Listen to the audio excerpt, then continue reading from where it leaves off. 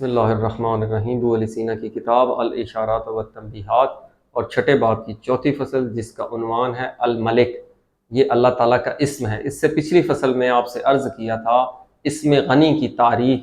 تو اس مرحلے میں مصنف کیا کہہ رہا ہے کہ ما الملک، ملک کیا ہے؟ تو لفظی معنی تو بادشاہت ہے، حاکمیت ہے۔ تو وہ کیا ہے الملک؟ هو الغنی المطلق۔ تو اللہ تعالیٰ جو ہے غنی مطلق ہے۔ یہی تعریف کی تھی کہ کوئی شے بھی اس سے بے نیاز نہیں، جبکہ وہ خود بے نیاز ہے، کسی کا محتاج نہیں، کسی کا نیاز مند نہیں ہے۔ لہو ذات کل شین، ہر شے کی ذات اسی کی ملکیت ہے، اسی کے لیے ہے۔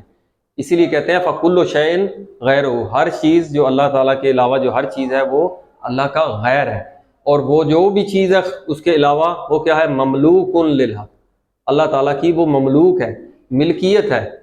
لیکن اللہ تعالیٰ لیس لہ الی شیء فقر، اللہ تعالیٰ کے لیے کسی چیز غیر سے کوئی فقر اور احتیاج نہیں پائی جاتی۔ پس یہ تین جو اس تعریف سے نتیجے نکلتے ہیں کہ وہ کیا ہے؟ غنی مطلق ہے، مطلق۔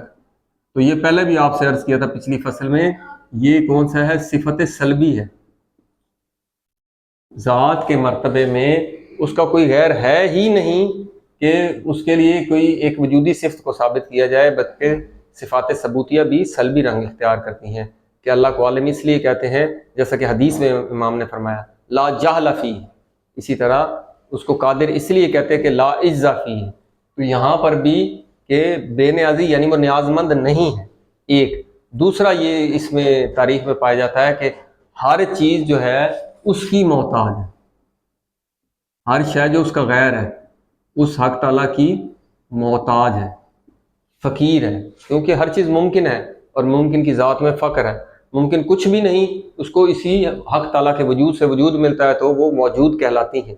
تو ہر شے جو ہے وہ اس کی محتاج ہے، تو پس یہ صفت اضافی ہے۔ اور تیسرا اس کی تعریف سے یہ بات نکلتی ہے کہ جو ہر شے ہے وہ اسی کے لیے ہے، اللہ تعالیٰ کے لیے۔ ہر شے حق تعالیٰ کی ملکیت ہے، اس طرح کہہ سکتے ہیں۔ تو یہ صفت بھی صفت اضافی ہے۔ کیوں؟ کون الحق کے ہم نے پیچھے بھی عرض کیا تھا کہ غایت جو ہوتی ہے کہ وہ کسی دانی سے اپنا کمال حاصل نہیں کرتی، عالی دانی سے کمال حاصل نہیں کرتا۔ عالی کی جو غایت ہوگی وہ بھی بلند ہوگی۔ تو اللہ تعالیٰ سے اوپر کوئی شے ہے ہی نہیں، تو اللہ تعالیٰ ہر چیز کا فاعل بھی خود بھی ہے تمام اشیاء کا، اور تمام اشیاء کی غایت بھی خود ہے، اور تمام کی تمام اشیاء من اللہ تعالیٰ، اللہ تعالیٰ سے۔ یہ ایک مختصر سی ایک مالک کی جو تعریف کی ہے ابو علی سینا نے، اس سے ہٹ کر کیونکہ اللہ تعالیٰ کے جو اسماء ہیں ان کی معرفت ضرور ہونی چاہیے، تو جو مالک ہے اس کے لیے تعریف کیا کی جاتی ہے هو الذی ینسب الیہ ملک السماوات والارض وملکوتها۔ اب دو باتیں یہاں پر ہیں، اس زمین و آسمان کا ملک اور اس کا ملکوت۔ ملک السماوات والارض پلس ملکوت، یہ جو ہے اللہ تعالیٰ کا اسم ظاہر ہے۔ اسم ظاہر یعنی عالم شہادت، عالم یہ والا عالم مادہ، اور ملکوت یہ کیا ہے؟ اسم باطن ہے۔ تو یہ کون سا عالم ہے؟ عالم غیب، یا عالم ارواح کہہ لیں آپ، عالم عقول کہہ لیں، جو ہمارے عالم شہادہ کے علاوہ ہے۔ تو یہ دو جو اسم ہیں یہ کس اسم کے ماتحت ہے؟ ملک۔ اسم ملک جو ہم پڑھ رہے ہیں یہ دو اسم اس کے وزیر ہیں، ملک اور ملکوت۔ تو جو اللہ تعالیٰ کا جو اسم ملک ہے یہ اسم ظاہر پر دلالت کرتا ہے، ملکوت اسم باطن پر دلالت کرتا ہے۔ تو اس سے مراد کیا ہے؟ اس سے مراد یہ ہے کہ حق تعالیٰ کا جو تصرف ہے وہ نفوذ کیے ہوئے ہے اس عالم شہادت میں۔ جب نفوذ کیے ہوئے ہے اس اعتبار سے اس کو کہتے ہیں مالک الملک۔ اور اللہ تعالیٰ کا جو تصرف کیا ہوتا ہے کہ کوئی ذرہ بھی اس کے قوت و طاقت کے بغیر اس کا کوئی وجود نہیں، ایک تو وجود بھی نہیں ہے، اس کا اظہار بھی نہیں ہے۔ تو یہاں اگر اللہ تعالیٰ کا جو تصرف ہے وہ اس عالم غیب میں بھی نفوذ کیے ہوا ہے، اس اعتبار سے اس کو کہتے ہیں مالک मलकूत, दोनों, यानी मलकियत अल्लाह ताला की मलकियत ही है, मालिकुल मुल्क भी और मालिकुल मलकूत भी। इसी तरह तो क्या है, मालिक यौमिद्दीन, अल्लाह ताला दीन के दिन का, यानी क़यामत के दिन, यौम मैंने मरतबा, वो एक मरतबा है, इस मरतबे से माफौक, उस मरतबे के दिन का मालिक, उसी की हुकूमत, उसी की बादशाही होगी। अब ये यौमिद्दीन जो है ये खुद क्या है, ये मोतन है, ये ज़र्फ़ है, किसका ज़र्फ़ है, ये जज़ा का मोतन व ज़र्फ़ है। और जज़ा क्या है, जज़ा क्या है, ये अमल का, जो इंसान अमल करता है, अमल का बातिन, आपसे पहले भी इल्म अखलाक में अर्ज़ किया था कि इंसान के जो अमाल हैं वो खुद उसकी जज़ा है, वो खुद एक वजूद रखते हैं, वही वो इंसान की जज़ा है जो मिलेगी कहाँ पर, इस क़यामत के दिन पर। तो ये हो गया मालिक। तो बाद लोगों ने कहा है कि ये जिस तरह दुआओं में आया है मलीक, ये जो है मुतलक, अगर इसमें मलिक को मुतलक तसरुफ होगा तो फिर इसको कहेंगे मलीक, जैसा कि दुआओं में आया है कि या रब्ब कुल्लि शैइन व मलीकहू, मलीकहू यानी मलिक का मुतलक जब तसरुफ होगा तो उसको मलीक कहते हैं। तो ये होगी फसल 6-4, और अगली फसल जो है वो 6-5 है, वो है इसमें जूद। जूद क्या होता है, जूद की तारीफ ये मुसन्निफ अबू अली सीना ने क्या की है, इफादतुम मा यंबगी ला लिइवज़िन, क्या चीज है, इफादतुन, किस चीज का, मा यंबगी ला लिइवज़िन कर ले, लिफायदतिन,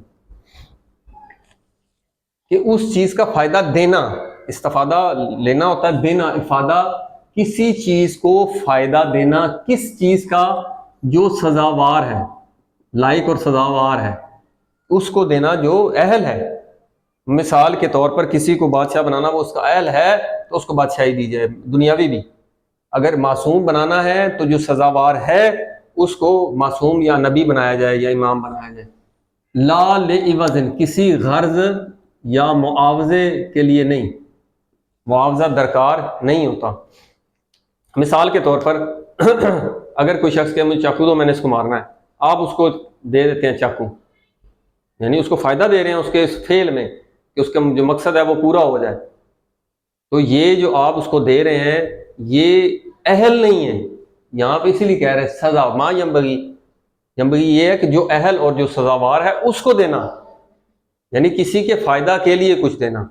और फिर क्या होता है कि आप अगर इवज़ ले रहे हैं, दूसरी बात ये तो होगी, इवज़ ले रहे हैं तो ये तो आप कारोबार कर रहे हैं कि आप किसी को दे रहे हैं, ये आप उससे क्या कर रहे हैं, एक मामला कर रहे हैं, लेन देन कर रहे हैं, कि आप उसको कोई फ़ायदा दे रहे हैं ताकि उससे आप कोई फ़ायदा लें।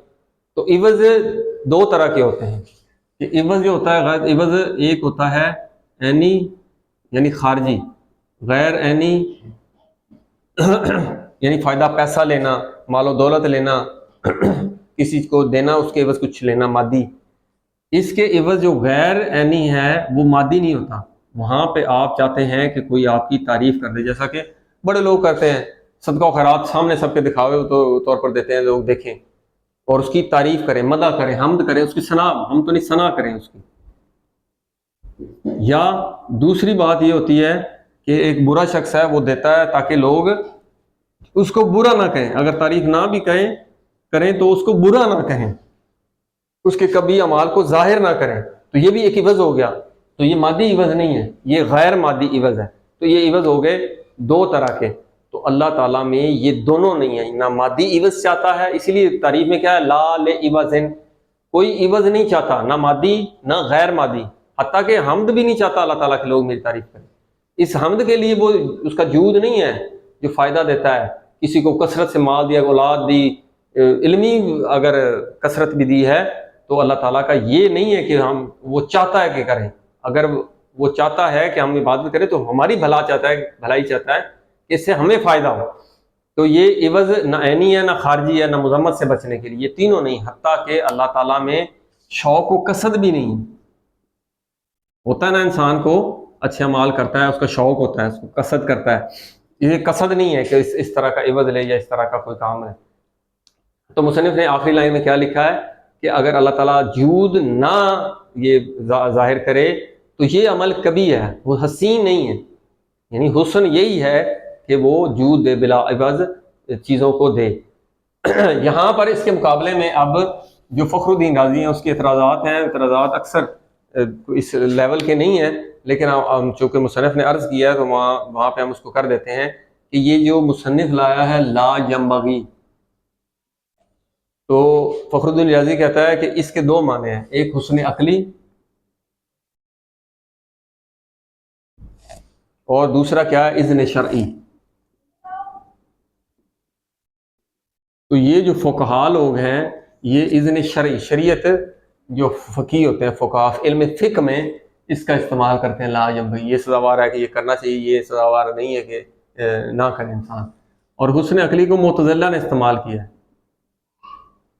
تو مصنف یہاں پر کہہ رہا ہے کہ حکماء نے ان دونوں اصطلاحات کو استعمال کیا ہے، لیکن لغت میں ہو سکتا ہے، لغت میں جو اس کا معنی ہے جود کا،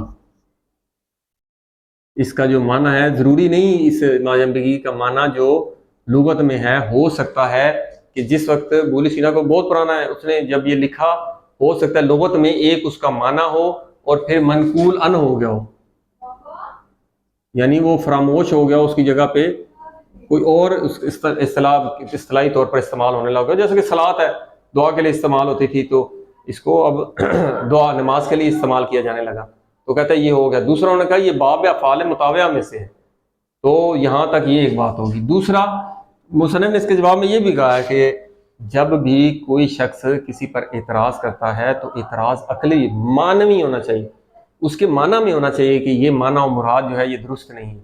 آپ ایک لفظ کو پکڑ کر لفظ لے آئے ہیں اور تمام خاص و عام لوگوں نے اس کلام کی تعریف کی ہے تو اس مقام پر آپ جو ہے ایک لفظی لا کر تو یہ آپ کے لیے سزاوار نہیں، آپ بھی عالم شخص ہے، سزاوار نہیں، کیونکہ یہ آپ ایسا کرنا آپ کے حسد کو، آپ کی عصبیت کو ظاہر کرتا ہے اور قلت انصاف کو ظاہر کرتا ہے کہ آپ نے انصاف صحیح نہیں کیا۔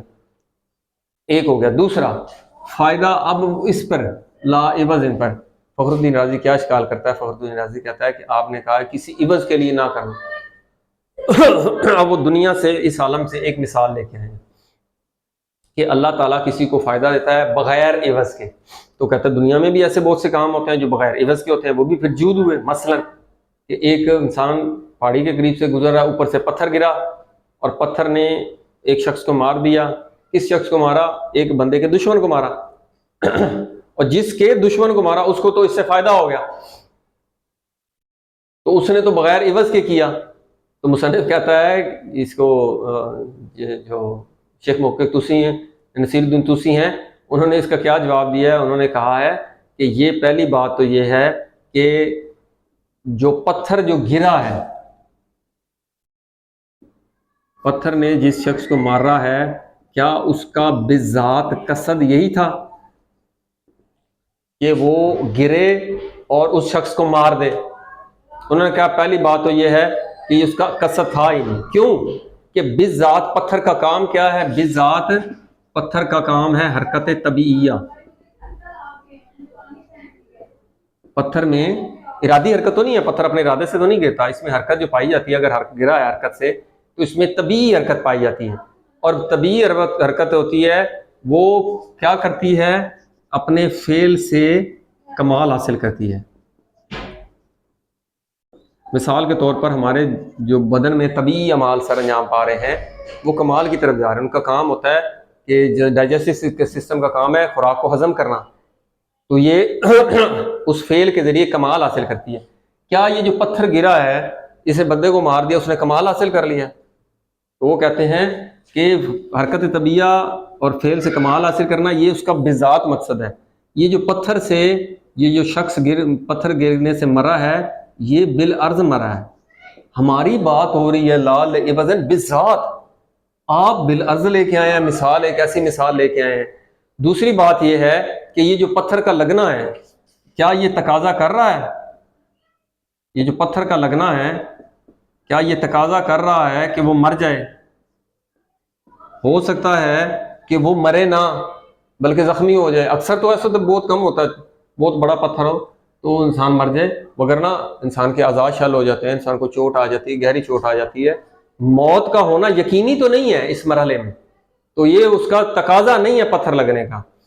تیسری بات یہ ہے، کیا وہ بذات پتھر کا لگنا دشمن کی موت کا تقاضا کرتا ہے؟ کہ دشمن ہی مرے، ہو سکتا ہے آپ کا دوست جا رہا ہو وہ مر جائے. تو یہ دشمن کی موت جو بذات اس کا ہدف نہیں ہے پتھر کے گرنے کا.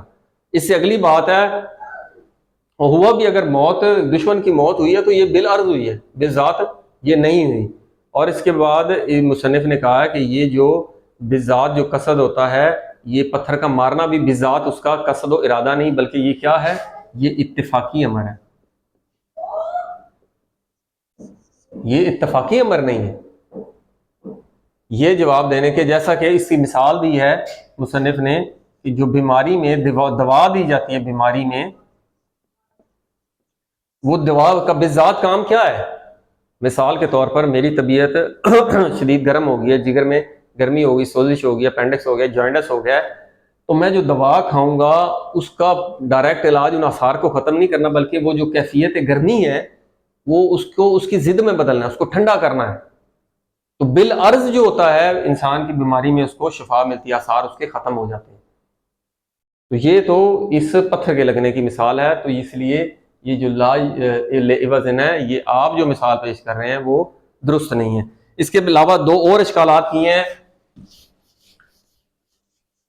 ایک اشکال کیا کیا ہے کہ فخر الدین رازی کہتے ہیں کہ آپ نے جود کے ساتھ ما یکون و بالذات کا لفظ نہیں لگایا. تو اس کا جواب بڑا آسان ہے کہ یہ جو ما یکون و بالذات اس وقت لگایا جاتا ہے جب اس میں جواد اگر ہوتا، وہ شے جو بالذات تو نہیں ہوتی. جود تو ایک مصدر ہے، تو وہ مصدر میں کوئی ضرورت ہی نہیں ہے کہ آپ ما یکون و بالذات کہیں. اس پر مثال بھی دی ہے شیخ توسی نے کہ آپ جس طرح بارد اور برودت ٹھنڈک بارد جو ٹھنڈا ہو، تو یہ ٹھنڈک اور ٹھنڈا، اس میں ٹھنڈک کرنے والا، یہ اس میں فرق ہے. کیونکہ جو جواد اسم فاعل ہے اور جود جو مصدر ہے، تو یہ اسی طرح جو بارد اور برودت میں، کیونکہ برودت ایک کیفیت ہے، بارد کیفیت نہیں ہے، ٹھنڈا کرنے والا جو ہے اس کو کہتے ہیں، اور برودت کیفیت ہوتی ہے. اس لیے جواد ایک یعنی مصدر کے طور پر تعریف کی ہے. تو اگر یہ ما یکون بذات اگر ادھر بھی لگے گا تو اس کے ساتھ لگے گا، برودت کے ساتھ نہیں لگے گا. اور آخری اعتراض جو فخر الدین رازی نے کیا ہے، اس نے کہا یہ اعادۃ للکلام، آپ نے ایک کلام کو پہلے جس کو بیان کیا اسی طرح اس کلام کو بھی آپ نے بیان کیا ہے. تو وہ پچھلی فصل میں آیا ہے. کون سا؟